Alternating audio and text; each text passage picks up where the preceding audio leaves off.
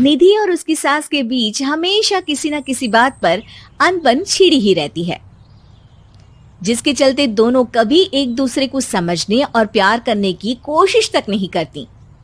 अरे मेरे तो भाग ही फुट गए जो ऐसी बहू मिली। हाय, मेरी तो जिंदगी बर्बाद हो गई।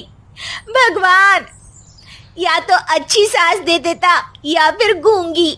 इन्हें मेरे सिर बिठाकर कौन से जन्म का बदला ले रहे हैं भगवान। क्या बोली? वही जो आपने सुना। इतनी बड़ी हो गई कि सास से जुबान लड़ाती है।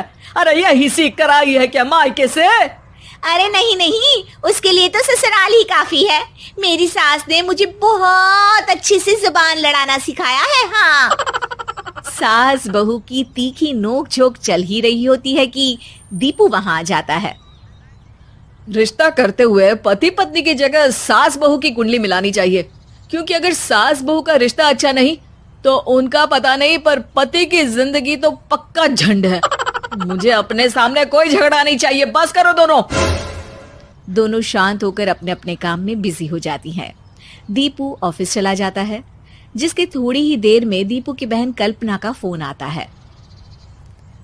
अरे कैसी है रे बेटा? ससुराल में सब बढ़िया है ना?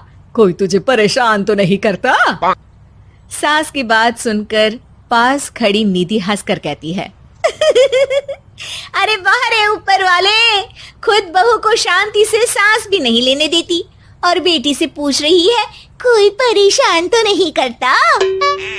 अरे मेरी बेटी तुम्हारी तरह नाकारा और बदतमीज नहीं है, इसलिए उससे पूछना बनता है। तो उनकी सास भी आपकी तरह नहीं होगी, इसीलिए उन्होंने कुछ बोला नहीं। और इसी के साथ एक बार फिर दोनों सास बहू के बीच तानों का युद्ध शुरू हो जाता है। फिर कल्पना कुछ देर तक तो फोन पर सुनती रहती है, पर जब दोनों चुप होने का नाम तक नहीं लेती तो वो चिल्लाते हुए बीच में बोलती है, अरे बस करो, यहाँ फोन कान पर लगाए जब मुझसे आप दोनों की बातें सुनी नहीं जा रही तो मेरा बेचारा भाई न जाने किस हाल में होगा। अरे ये सब तेरी भाभी की वजह से है बेटा। तो माँ, आप भी कुछ कम नहीं है। आप दोनों को ही अपना रिश्ता सुधारने की जरूरत है। मैं एक बाबा को जानती हूँ जो रिश्ते सुधारने में एक्सपर्ट हैं। आप दोनों उनके पास जाइए। ना जी ना, मैं ऐसे ढोंगी बाबा में नहीं मानती। देखा, कहा था ना। अरे ये तो हमारे घर में शांति चाहती ही नहीं है। भाभी, एक बार ट्राई करके तो देख लो। इस पर निधि मान जाती है और अगले ही दिन दीपू के ऑफिस जाने के बाद दोनों बाबा के पास पहुंच जाती हैं। सास बहू के बीच रिश्ता कुछ ज्यादा खास नहीं है। हर समय तू मैं चलती रहती है। हाँ जी हाँ, बिल्कुल सही। आप तो बहुत ज्ञानी है बाबा जी। तो उपाय सुनो। बहू को साफ और सच्चे मन के साथ सास को 12 लाल और 12 हरी चूड़ियां भेंट करनी है। मतभेद अपने आप कम हो जाएंगे। बाबा का उपाय सुन अगले दिन निधि सास को चूड़ियां भेंट कर देती है, लेकिन इससे भी उन दोनों के बीच कुछ सही नहीं होता।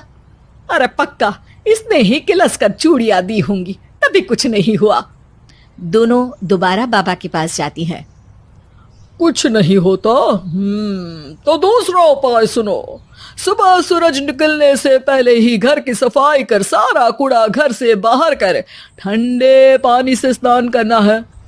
इससे दोनों के बीच रिश्ते अच्छे हो जाएंगे। अरे इतनी जल्दी मम्मी जी ही उठ सकती हैं? ये आपको ही करना पड़ेगा। मैं अकेली तो लड़ाइयाँ नहीं करती ना। बाबा का उपाय मानते हुए अगली सुबह से सास जल्दी उठ सूरज निकलने से पहले घर की सफाई कर ठंडे पानी से नहाने लगती है। ये सब कुछ दिन तक चलता है, जिससे अभी भी दोनों के रिश्ते तो नहीं सुधरते, पर सास की तबीयत खराब होने लगती है। अब लगता है आपने मन से काम नहीं किया होगा, तभी तो रिश्ता वैसा का वैसा पड़ा है और तबीयत खराब हो गई। अरे सही कहती थी तुम। कल मुहा ढोंगी बाबा। देर आए पर दुरुस्त आए। चलो आराम करो अब निधि बाकी काम छोड़ सास की सेवा करने लगती है। अपनी पत्नी और माँ में ऐसा बदलाव देख दीपू बिल्कुल हैरान रह जाता है।